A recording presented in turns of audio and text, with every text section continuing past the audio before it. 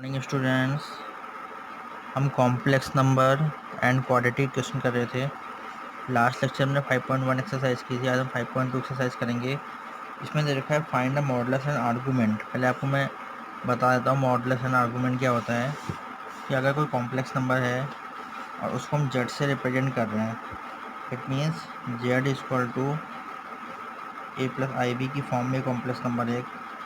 हमें इसका क्या निकालना है, मॉडुलस निकालना है। तो मॉडुलस कैसे निकालेंगे? मॉड जेड इक्वल टू होता है अंडर रूट रियल पार्ट का स्क्वायर प्लस इमेजिनरी पार्ट का स्क्वायर। रियल पार्ट क्या इसमें ए है और इमेजिनरी पार्ट क्या बी है, तो क्या हो जाएगा ए स्क्वायर प्लस बी स्क्वायर हो जाएगा। अगर मैं आर्गूमेंट निकालना है उसके लिए क्या फॉर्मूला यूज़ करते हैं? आर्गूमेंट ऑफ जेड जो होता है पूरा tan थीटा के इक्वल होता है। tan थीटा इक्वल टू होता है modulus of real part upon imaginary part upon real part, यानी tan थीटा इक्वल टू होता है मॉड बी अपॉन ए, ये होता है। और जो थीटा की वैल्यू आती है वो थीटा की वैल्यू हम देखते हैं कि हमारा किस क्वाड्रेंट में लाई कर रहा है। वो किसके अकॉर्डिंग देखेंगे? जैसे क्वाड्रेंट होता है तो यहाँ पे जो वैल्यू आती है प्लस प्लस की आती है, यहाँ पे जो वैल्यू है माइनस प्लस की आती है, और यहाँ पे जो वैल्यू आती है माइनस माइनस की आती है, और यहाँ जो वैल्यू आती है प्लस माइनस की आती है। ये तो आपको पता है। और इसमें जो फर्स्ट होता है वो रियल पार्ट होता है और सेकंड होता है वो इमेजिनरी पार्ट होता है। तो हम रियल पार्ट और इमेजिनरी पार्ट के साइन को देखते हुए हम ये देखेंगे कि किस क्वाड्रेंट में वैल्यू लाई कर रही है। अगर यहाँ पे हम फर्स्ट क्वाड्रेंट में देखेंगे वैल्यू, थीटा की वैल्यू फर्स्ट क्वाड्रेंट में आ रही है, तो क्या होगा? ये एक्स एक्स डैश है, ये वाई वाई डैश है। अगर वैल्यू ये है पी पॉइंट है और फर्स्ट क्वाड्रेंट में लाई कर रही है वैल्यू पी, फर्स्ट क्वाड्रेंट में वैल्यू लाई कर रही है, तो उस केस में जो जेड की वैल्यू क्या हो जाएगी? थीटा हो जाएगी सीधे सीधे। लेकिन अगर यही वैल्यू जो है सेकंड क्वाड्रेंट में लाई कर रही है,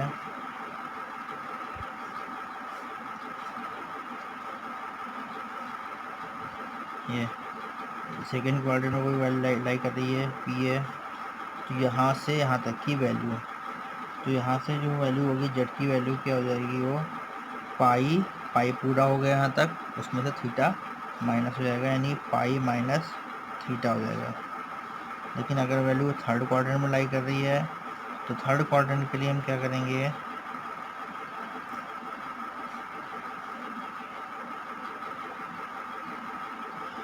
इसको हम नीचे से रोटेट कर देंगे और नीचे से जो एंगल फाइंड करते हैं वो कैसी वैल्यू होती है? नेगेटिव होती है, हमें पता है। तो यहाँ से इस क्वाड्रेंट के लिए वैल्यू हम क्या लिखेंगे? जेड की वैल्यू क्या हो जाएगी? ये वो पूरा यहाँ से लेके पूरा यहाँ तक आएंगे तो माइनस पाई हो जाएगा, माइनस पाई और ये plus theta, minus pi plus theta भी लिख सकते हैं, या इसको थीटा माइनस पाई भी लिख सकते हैं। उसके बाद वैल्यू हमारी फोर्थ क्वाड्रेंट में आएगी, तो उसको हम क्या लिखेंगे? X X dash Y Y dash.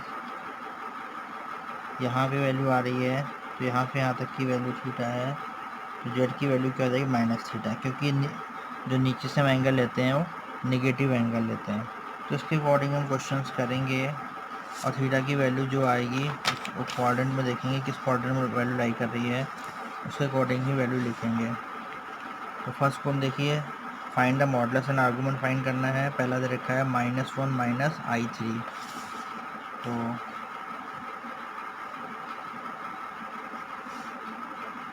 Z equal to दे रखा है -1 माइनस i√3। अब इसमें रियल पार्ट क्या हो गया? 1 हो गया, और इमेजिनरी पार्ट क्या हो गया? √3 हो गया। तो सबसे पहले हमें इसमें क्या फाइंड करना है? मॉडुलस फाइंड करना है। तो मॉड जेड इक्वल टू होता है अंडर रूट रियल पार्ट का स्क्वायर प्लस इमेजिनरी पार्ट का स्क्वायर। तो यहाँ से -1 का स्क्वायर हो जाएगा प्लस -√3 का स्क्वायर हो जाएगा। तो -1 का स्क्वायर 1 हो गया, उसका 3 हो गया, √4 आ गया, और इसकी वैल्यू कितनी हो गई? 2 हो गई। हमें आर्गूमेंट भी निकालना है, यानी कि हमें क्या निकालना है? tan थीटा निकालना है। तो tan थीटा की वैल्यू कितनी होती है? मॉड बी अपॉन ए होती है। वैल्यू रख देंगे -√3 अपॉन -1, ये कैंसिल हो गया तो √3 आ गया। तो हमें tan थीटा इक्वल टू क्या आ गया, √3 आ गया। तो यहाँ पर थीटा की वैल्यू फाइंड कर लेंगे। tan थीटा इक्वल टू √3, तो √3 को tan की वैल्यू क्या हो जाएगी, tan π/3 हो जाएगी। तो थीटा इक्वल टू क्या हो गया, π/3 हो गया। अब हम ये थीटा की वैल्यू π/3 आ गई है। अब देखेंगे हम ये पॉइंट जो किस कोऑर्डिनेट में लाई कर रहा है उसके अकॉर्डिंग हम चेंज करेंगे, आर्गूमेंट उसके अकॉर्डिंग निकालेंगे। तो उसमें देखेंगे रियल पार्ट भी माइनस का है और इमेजनरी पार्ट भी माइनस का है, दोनों के दोनों माइनस में है। तो इसका मतलब दोनों के दोनों माइनस किस में होते हैं, थर्ड क्वाड्रेंट में होते हैं। और थर्ड क्वाड्रेंट में जो वैल्यू लाई करती है वो कैसी लाई करती है, ये होती है -π+θ। इसके अकॉर्डिंग हम लिख देंगे यहाँ पे, यहाँ लिखेंगे but the point lies in the third quadrant, but the point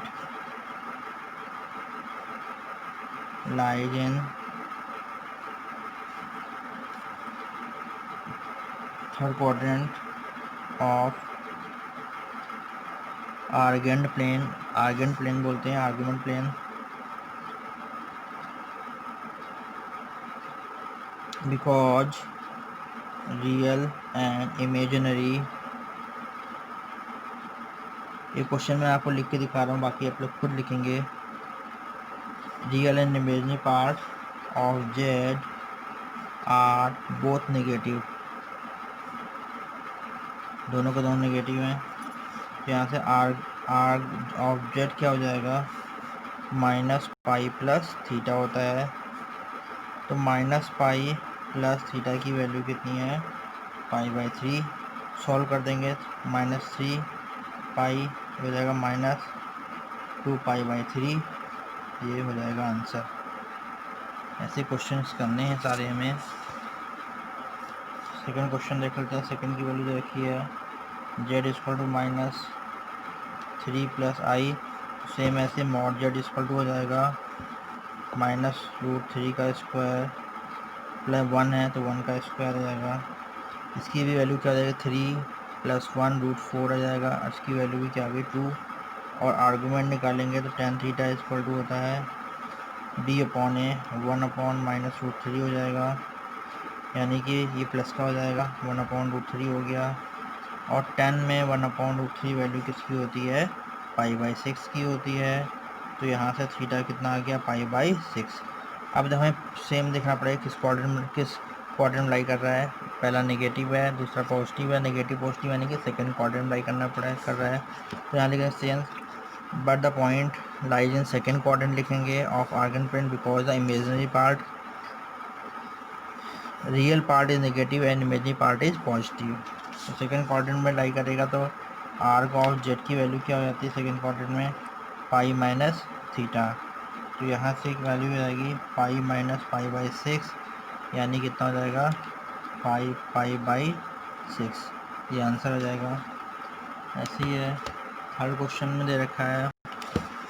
her question है convert each of the following, each of the complex number is given in 3 to 8 in polar form. अब हमें पोलर फॉर्म में convert करना है। तो देखिए polar form क्या होता है, पोलर फॉर्म के बारे में आपको बता देता हूँ कि जो हम आर फाइंड, अभी तक हम क्या फाइंड करते थे, आर फाइंड करते थे और जेड फाइंड करते थे। ये है हमारी एक्स डैश है, वाई डैश है। ये सपोज पी जेड है, तो आर इक्वल टू ये मॉडुलस ऑफ जेड है ये वैल्यू। अब पोलर फॉर्म होता क्या है, पोलर फॉर्म देखिए कैसे होता है कि ये यहाँ पे है और ये थीटा एंगल बन रहा है। ये पॉइंट जो है P जो है क्या रिप्रेजेंट कर रहा है, कॉम्प्लेक्स नंबर को रिप्रेजेंट कर रहा है। तो पॉइंट P है ये complex number z equal to x + i/y को रिप्रेजेंट कर रहा है। और यहाँ पे ये OP जो है वो R है और थीटा क्या है, यहाँ पे एंगल है। तो और यहाँ पे जो एंगल बन रहा है पॉजिटिव डायरेक्शन में बन रहा है। तो ये P क्या हो जाएगा, PR, जो है पोलर कोऑर्डिनेट हो जाएंगे। इसके कोऑर्डिनेट क्या होंगे, PR, इस पॉइंट के कोऑर्डिनेट क्या हो जाएंगे, PR, इसे हम बोलेंगे पोलर कोऑर्डिनेट। ठीक है। और पोलर कोऑर्डिनेट ये आ गया। अब पोलर फॉर्म होता क्या है, तो polar form Z equal to होता है R cos theta plus I sine theta. बस हमें ये याद रखना कि पोलर फॉर्म क्या होता है। किसी क्वेश्चन को पोलर फॉर्म में रिप्रेजेंट करना है तो हमें आर की वैल्यू फाइंड करनी पड़ेगी और थीटा की वैल्यू फाइंड करनी पड़ेगी। अभी तक हम क्वेश्चन में आर और थीटा ही फाइंड कर रहे थे, तो बस आर और थीटा फाइंड करने के बाद हम इस इक्वेशन में पुट कर देंगे Z equal to R cos theta plus I sine theta. तो हमारा क्या आ जाएगा, ये पोलर फॉर्म में आ जाएगा। और आर पता ही कि आर क्या होता है, अभी हमने फाइंड किया है। आर क्या है, आर जो होता है मॉडुलस ऑफ जेड होता है। मतलब है ऐसे हम बोल सकते हैं कि रियल पार्ट का स्क्वायर प्लस इमेजिनरी पार्ट का स्क्वायर। हमारी इक्वेशन एक्स वाई की फॉर्म में होगी तो root X square plus Y square होता है। इसको मॉड जेड भी हम बोल सकते हैं, एक ही चीज़ है ये। और आर जेड जो कि हमने भी फाइंड किया है, आर जेड की वैल्यू क्या होती है, टेन थीटा इक्वल टू क्या होता है, बी अपॉन ए होता है, या थीटा इक्वल टू बोल सकते हैं हम tan inverse mod b upon a, ये होता है। और उसके बाद हम आर थीटा फाइंड करने के बाद इसमें आप पुट कर देंगे तो हमारे ये इक्वेशन जो है पोलर फॉर्म में आ जाएगी। तो क्वेश्चन देखते हैं। फर्स्ट है इसका 1 माइनस आई। तो सबसे पहले हम क्या करेंगे, जो गिवन है उसको हम सपोज कर लेंगे यहाँ से R cos theta plus I R sine theta. तो लिखेंगे लेट, इसको जेड कर लेंगे पहले, तो Z equal to 1 plus I, और फिर कंपेयर कर देंगे 1 माइनस आई इक्वल टू हो जाएगा R cos theta plus I R sine theta. ये कहाँ से आया, ये यहाँ से आया, R cos theta I R sine theta Z होता है। तो जेड इक्वल टू क्या हो जाएगा, R cos theta I sine theta, और जेड की वैल्यू हमने ये रख दी है, यानी कि ये इसकी इक्वल आ जाएगा। अब यहाँ से हम कंपेयर कर देंगे तो 1 इक्वल टू क्या हो जाएगा, आर कॉस थीटा हो जाएगा, पहली इक्वेशन बन गई। और यहाँ से आई से आई कैंसिल हो जाएगा, यानी कि आर साइन थीटा की वैल्यू कितनी हो जाएगी, -1 हो जाएगा आर साइन थीटा। अब हम यहाँ पे क्या करेंगे, स्क्वायरिंग एंड एडिंग कर देंगे, squaring and adding equation first and second. Squaring and adding करेंगे तभी आर की वैल्यू फाइंड होगी यहाँ से। तो स्क्वायरिंग एंड एडिंग कर देंगे तो यहाँ से क्या आ जाएगा, 1 का स्क्वायर प्लस 1 का स्क्वायर हो जाएगा, यहाँ पे 1 का स्क्वायर प्लस माइनस का स्क्वायर, यानी 1 प्लस 1 ही आएगा, इनका स्क्वायर करेंगे। इधर क्या हो जाएगा, आर स्क्वायर कॉमन ले लेंगे, R square cos square theta plus R square sine square theta, R square common ले लिया और क्या आएगा, cos square theta plus sine square theta. कहने का मतलब क्या हो गया कि आर स्क्वायर इक्वल टू 2 हो गया, तो आर की वैल्यू क्या हो गई, यहाँ से √2 हो गई। अब हमें थीटा फाइंड करना है, तो इन दोनों इक्वेशन को डिवाइड कर देंगे, 1 को 2 से डिवाइड कर देंगे, उससे क्या हो जाएगा, 2 को 1 से डिवाइड करते हैं, 2 डिवाइडेड बाई 1 कर देते हैं, तो यहाँ से क्या हो जाएगा, -1/1 equal to R sine theta upon R cos theta. R sine cancel हो गया, तो टेन थीटा की वैल्यू कितनी आ गई, -1 आ गई है। और ये वैल्यू कैसी होती है, मॉड में होती है, तो टेन थीटा इक्वल टू क्या हो जाएगा, मॉड -1 में 1 हो जाएगा। अब टेन थीटा 1 किसकी वैल्यू होती है, 10π/4 की वैल्यू होती है, तो थीटा इक्वल टू यहाँ से क्या आ गया, π/4 हो गया। अब हमें क्या देखना है, ये थीटा जो हमारा किस कोऑर्डिनेट में लाई कर रहा है, हमें देखेंगे माइनस और प्लस की वैल्यू पे डिपेंड करता है। अब यहाँ पे आप देखिए, ये रियल पार्ट जो प्लस का है, इमेजिनरी पार्ट माइनस का है, यानी प्लस माइनस किस में लाई करता है, 4 कोऑर्डिनेट में। इसे आप लिख सकते हैं, आप लिखना पड़ेगा हमें कि ये कि रियल पार्ट पॉजिटिव है, इमेजिनरी पार्ट नेगेटिव है, therefore this value lies in 4 coordinate. और 4 कोऑर्डिनेट में वैल्यू जो होती है वो आर और जेड इक्वल टू क्या होती है, मैंने आपको बताया था माइनस थीटा होती है, तो -π/4 हो जाएगा। बस ये हमारी थीटा की वैल्यू आ चुकी है और आर की वैल्यू भी आ चुकी है। लास्ट में इसको पुट कर देंगे, यही कर देते हैं। पोलर फॉर्म में क्या हो जाएगा, जेड इक्वल टू होता है 1 - आई तो पहले था, यानी कि इसको हम क्या लिखेंगे, R cos theta plus I R sine theta, इसमें वैल्यू पुट कर देंगे। आर की वैल्यू है √2 कॉस -π/4 प्लस आई साइन -π/4। तो यहाँ से क्या है √2 कॉस -π/4 कॉस माइनस थीटा क्या होता है, नहीं फिलहाल इतने ही रहते हैं। पोलर कोऑर्डिनेट को फाइंड करना था, ये पोलर कोऑर्डिनेट में आ चुका है, इतना ही रहते हैं, ये आंसर आ गया है।